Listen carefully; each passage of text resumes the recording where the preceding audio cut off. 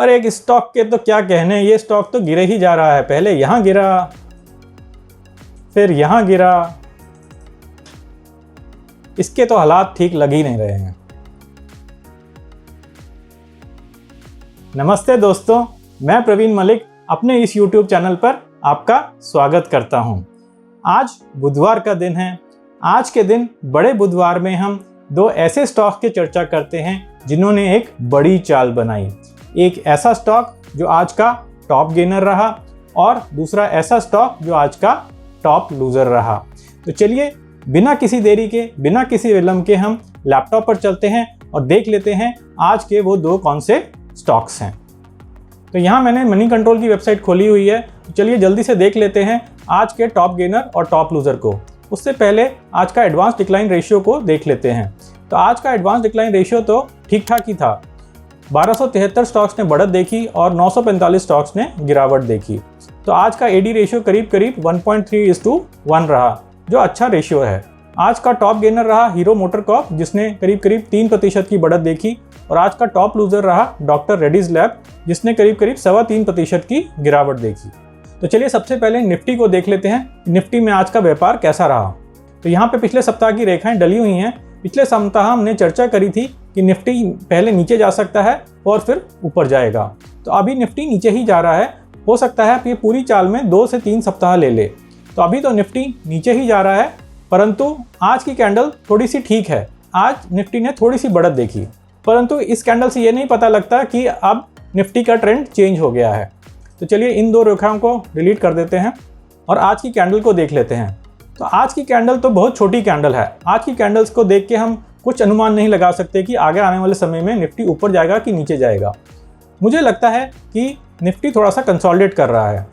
आगे आने वाले समय में निफ्टी थोड़ा सा ऊपर नीचे करेगा। हो सकता है नीचे जाए, फिर ऊपर जाए, फिर नीचे जाए और फिर एक अच्छी ग्रीन कैंडल बनाने के बाद निफ्टी ऊपर चलना शुरू कर देगा। तो इस पूरी चाल में हो सकता है 2 से 3 सप्ताह लग जाए, हो सकता है। और ये भी हो सकता है कि निफ्टी इन 2-3 सप्ताह में थोड़ी सी और गिरावट देखे। परंतु अगर हम ओवरऑल मूव देखें तो ये कंसोलिडेशन ही है और कुछ नहीं है। चलिए इसको डिलीट कर देते हैं। तो आपको पुराने वीडियो की ये बात तो याद ही होगी कि यहाँ पे निफ्टी ने एक डबल बॉटम पैटर्न बनाया है और उसके बाद निफ्टी ऊपर चलने की तैयारी कर रहा है। तो चलिए निफ्टी पे और चर्चा नहीं करते हैं। निफ्टी की चर्चा हम सिर्फ इसलिए करते हैं कि निफ्टी को देख के हमको एक अनुमान लग जाता है कि आगे आने वाले समय में बाजार कैसा रहेगा। क्या हम स्विंग ट्रेडिंग की पोजीशन बना सकते हैं या नहीं बना सकते हैं। अगर निफ्टी साइडवेज रहता है या निफ्टी अप ट्रेंडिंग होता है तो स्विंग ट्रेडिंग की पोजीशन बनाई जा सकती हैं। लेकिन अगर निफ्टी डाउन ट्रेंडिंग होता है तो स्विंग ट्रेडिंग की पोजीशन में काफ़ी जोखिम हो जाता है। तो चलिए अब सबसे पहले आज का टॉप गेनर देख लेते हैं। तो आज का टॉप गेनर रहा हीरो मोटरकॉर्प। तो ये हीरो मोटरकॉर्प का दैनिक चार्ट है। तो सबसे पहले हम मासिक चार्ट को देख लेते हैं। तो ये मासिक चार्ट है। तो मासिक चार्ट में काफ़ी अच्छी ट्रेंडिंग अपमूव लग रही है और वर्तमान में लग रहा है कि थोड़ी सी कंसोलिडेशन हुई है। मासिक चार्ट को देख के ये भी पता लग रहा है कि कुछ महीने पहले हीरो मोटरकॉर्प ने अपना ऑल टाइम हाई ब्रेक किया था। तो ये 2017 का ऑल टाइम हाई था जो हीरो मोटरकॉर्प ने कुछ महीने पहले ब्रेक किया था।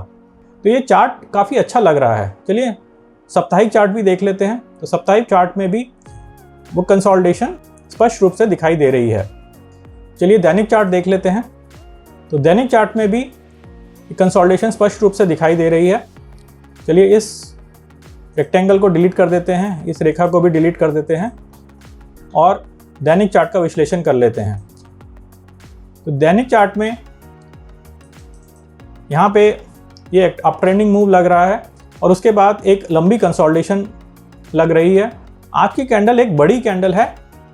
स्टॉक ने आज करीब करीब 3% की बढ़त देखी है, परंतु आज की कैंडल को हम अच्छी कैंडल नहीं कह सकते क्योंकि इसमें एक अपर शेडो है।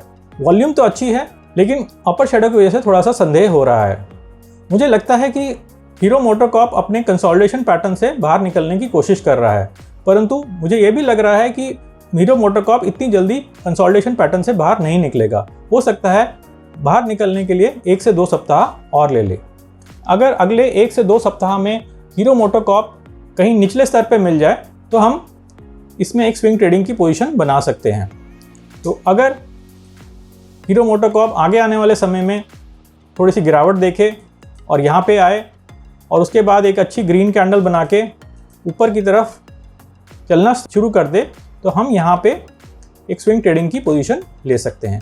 परंतु आज के दिन इस कैंडल से रिस्क रिवॉर्ड ठीक नहीं लग रहा है। ऊपरले स्तर पे यहाँ पे एक रेजिस्टेंस भी है और ये कैंडल भी इतनी अच्छी नहीं है, तो इसलिए मुझको को लगता है कि इस स्टॉक में अभी तो स्विंग ट्रेडिंग की पोजीशन नहीं बनानी चाहिए और इसमें थोड़ा सा इंतजार करना चाहिए। परंतु ओवरऑल देखें तो इस स्टॉक का स्ट्रक्चर काफ़ी अच्छा लग रहा है। एक अप ट्रेंडिंग स्टॉक में स्विंग ट्रेडिंग की पोजीशन बनाना बहुत अच्छा रहता है, तो हीरो मोटोकॉर्प एक ऐसा ही स्टॉक है। परंतु फिर भी मैं यही बोलूँगा कि आप अपना विश्लेषण खुद करिए, देखिए कि आप इस स्टॉक में पोजीशन बना सकते हैं कि नहीं बना सकते, आपका टारगेट क्या रहेगा, आपका स्टॉप लॉस क्या रहेगा। मेरा विश्लेषण केवल सीखने के लिए है, एजुकेशनल पर्पसेस के लिए है। मेरी इस स्टॉक में खरीदने या बेचने की कोई राय नहीं है। तो चलिए टॉप लूजर देखने से पहले 4 सप्ताह पहले के बड़े बुधवार के 2 स्टॉक्स देख लेते हैं। तो 4 सप्ताह पहले हमने कोल इंडिया और HDFC लाइफ की चर्चा करी थी। कोल इंडिया उस दिन का टॉप गेनर था और HDFC लाइफ उस दिन का टॉप लूजर था।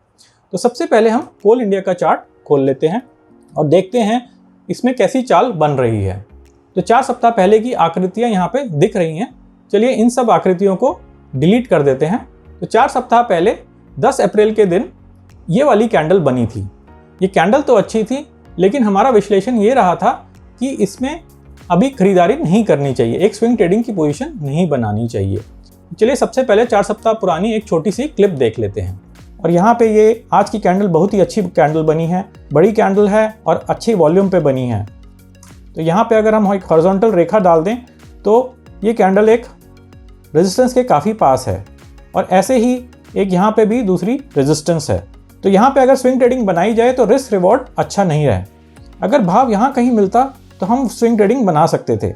तो कुछ दिन पहले 21 मार्च को ये एक ग्रीन कैंडल बनी थी, ये एक अच्छी कैंडल थी, तो यहाँ पे कोई स्विंग ट्रेडिंग पोजीशन बना सकता था, तब उसका रिस्क रिवॉर्ड अच्छा रहता। परंतु आज के समय ये रिस्क रिवॉर्ड अच्छा नहीं लग रहा है। आगे आने वाले समय में ये हो सकता है कि कोल इंडिया थोड़ा सा ऊपर जाए और उसके बाद ये रेजिस्टेंस से टकराकर नीचे आ जाए, इस रेजिस्टेंस से या इस रेजिस्टेंस से टकराकर नीचे आ जाए। अगर ऐसा होता है तो भाव कुछ ऐसे जाएगा, फिर उसके बाद वापस आएगा। भाव अगर दोबारा से इस निचले स्तर पर मिल जाए और एक अच्छी बुलिश कैंडल मिल जाए तो एक स्विंग ट्रेडिंग की पोजीशन बनाई जा सकती है। हो सकता है इस पूरे मूव में 2-3 सप्ताह लग जाएं। अभी तो लगता है कि इसमें स्विंग ट्रेडिंग की पोजीशन नहीं बनाई जा सकती है क्योंकि रिस्क रिवॉर्ड अच्छा नहीं है, लेकिन आगे आने वाले समय में आप इसको मॉनिटर कर सकते हैं। 2-3 सप्ताह तक देख सकते हैं, 4 सप्ताह तक देख सकते हैं। अगर उसके बाद आपको एक बुलिश कैंडल निचले स्तरों पर मिलती है तो आप एक स्विंग ट्रेडिंग की पोजीशन बना सकते हैं। तो जैसा कि आपने देखा कि 4 सप्ताह पहले हमने चर्चा करी थी कि यहाँ पे एक रेजिस्टेंस है और यहाँ पे एक रेजिस्टेंस है। तो जब तक ये रेजिस्टेंसेस हैं तब तक इस स्टॉक में स्विंग ट्रेडिंग की पोजीशन नहीं बनानी चाहिए। जैसे कि 10 अप्रैल के अगले ही दिन 11 अप्रैल को स्टॉक अपनी पहली रेजिस्टेंस टकरा कर नीचे आ गया और उसके बाद स्टॉक ने थोड़ा सा ऊपर की मूवमेंट दी है, परंतु अभी भी दूसरी रेजिस्टेंस के ऊपर नहीं जा पाया है। तो स्टॉक थोड़ा सा ऊपर नीचे कर रहा है। अगर आने वाले समय में ये स्टॉक हमको यहाँ कहीं निचले स्तरों पर मिल जाए तो हम इस स्टॉक में स्विंग ट्रेडिंग की पोजीशन बना सकते हैं। मुझे लगता है जैसे कि हमने 10 अप्रैल को बात करी थी कि इस स्टॉक में कई सप्ताह लग सकते हैं ये पूरा मूव बनाने के लिए। तो अभी वो पूरा मूव बना नहीं है, पूरी चाल बनी नहीं है। हो सकता है कि आने वाले समय में ये स्टॉक थोड़ा सा और ऊपर जाए और फिर यहाँ पे नीचे आए। तो तब तक के लिए स्टॉक में नज़रें गड़ाए रखनी चाहिए और इंतजार करना चाहिए। ऐसे ट्रेंडिंग स्टॉक्स में स्विंग ट्रेडिंग की पोजीशन बनाना काफ़ी लाभकारी रहता है। हमको बस थोड़ा सा इंतजार करना पड़ता है जब ये स्टॉक्स एक कंसोलिडेशन में आ जाएं और हमको वो समय ढूंढना पड़ता है जब ये स्टॉक्स ब्रेकआउट दे रहे हों या फिर सपोर्ट के पास हों। तो चलिए 4 सप्ताह पुराना टॉप लूजर भी देख लेते हैं, HDFC लाइफ। अरे एक स्टॉक के तो क्या कहने, ये स्टॉक तो गिरे ही जा रहा है। पहले यहाँ गिरा, फिर यहाँ गिरा, इसके तो हालात ठीक लग ही नहीं रहे हैं। चलिए ये दोनों रेखाएं हम डिलीट कर देते हैं और सबसे पहले 4 सप्ताह पुरानी क्लिप देख लेते हैं। तो ये 4 सप्ताह पुरानी आकृतियाँ यहाँ पे बनी हुई हैं और हमारा 4 सप्ताह पुराना विश्लेषण ये रहा था कि हो सकता है कि स्टॉक थोड़ा सा ऊपर जाए, फिर नीचे जाए, फिर ऊपर जाए, फिर नीचे चला जाए। तो आने वाले समय में कुछ कंसोलिडेशन और होती है, ये स्टॉक थोड़ा सा ऊपर नीचे होता है और वापस आपको निचले स्तरों पे यहाँ पे कहीं पे भाव मिल जाता है, तो आप इस स्टॉक में पोजीशन बना सकते हैं। परंतु सबसे पहले आप ये देखिए कि उस समय आपको एक अच्छी ग्रीन बुलिश कैंडल मिले जो अच्छी वॉल्यूम के साथ हो। आज के समय तो इसमें कोई पोजीशन नहीं बनानी चाहिए। शॉर्ट पोजीशन के बारे में सोचा जा सकता है, लेकिन मैं कभी भी शॉर्ट पोजीशन की राय नहीं देता हूं क्योंकि उसमें काफ़ी जोखिम रहता है। शॉर्ट पोजीशन सिर्फ उनको करनी चाहिए जो काफ़ी लंबी अवधि से ट्रेडिंग कर रहे हैं। परंतु ये स्टॉक ऊपर गया ही नहीं और सीधा ही नीचे चल पड़ा। तो अगर हम ओवरऑल देखें तो इस स्टॉक में कोई ट्रेंड नहीं है, ये ऊपर नीचे ही कर रहा है, ये एक रेंज में ही है। चलिए हम मासिक चार्ट को भी देख लेते हैं। तो मासिक चार्ट में भी यही लग रहा है कि ये स्टॉक एक रेंज में है। तो ऐसे स्टॉक्स में पोजीशन तभी बनानी चाहिए जब वो एक सपोर्ट के निकट हों। तो अगर आने वाले समय में कभी ये स्टॉक यहाँ इस निचले स्तरों पे आ जाए और यहाँ पे हमको एक ग्रीन बुलिश कैंडल मिले, तो हम इस स्टॉक में एक स्विंग ट्रेडिंग की पोजीशन बना सकते हैं। चलिए आज का टॉप लूजर भी देख लेते हैं। तो आज का टॉप लूजर रहा डॉक्टर रेड्डीज लैब। तो सबसे पहले डॉक्टर रेड्डी लैब का मासिक चार्ट देख लेते हैं। तो मासिक चार्ट तो देख के मुझे बहुत ही अच्छा लग रहा है। ये स्टॉक पहले ऊपर गया, फिर थोड़ा सा नीचे आया, फिर ऊपर गया, फिर थोड़ी सी कंसोलिडेशन में नीचे आया और फिर ये ऊपर जा रहा है। तो इस स्टॉक का ट्रेंड तो काफ़ी अच्छा लग रहा है। चलिए ये रेखाएं हटा देते हैं। वर्तमान समय में लग रहा है कि स्टॉक थोड़ा सा कंसोलिडेट कर रहा है। तो स्टॉक का स्ट्रक्चर तो काफ़ी अच्छा लग रहा है। चलिए साप्ताहिक चार्ट देख लेते हैं। तो साप्ताहिक चार्ट में भी लग रहा है कि ये स्टॉक कंसोलिडेट कर रहा है। चलिए दैनिक चार्ट भी देख लेते हैं। दैनिक चार्ट में भी यही लग रहा है कि स्टॉक कंसोलिडेट कर रहा है। लेकिन आज की कैंडल के तो क्या कहने, आज तो बियर्स के वारे न्यारे हो गए होंगे। तो चलिए इस रेक्टेंगल को हटा देते हैं और सिर्फ इस कैंडल को देख लेते हैं। तो लगता है आज कुछ अर्निंग्स आई थी, तो अर्निंग्स बड़े ट्रेडर्स को अच्छी नहीं लगी, जिसकी वजह से स्टॉक नीचे ही खुला और काफ़ी नीचे चला गया। परंतु ये स्टॉक अब अच्छी जगह पे आ गया है।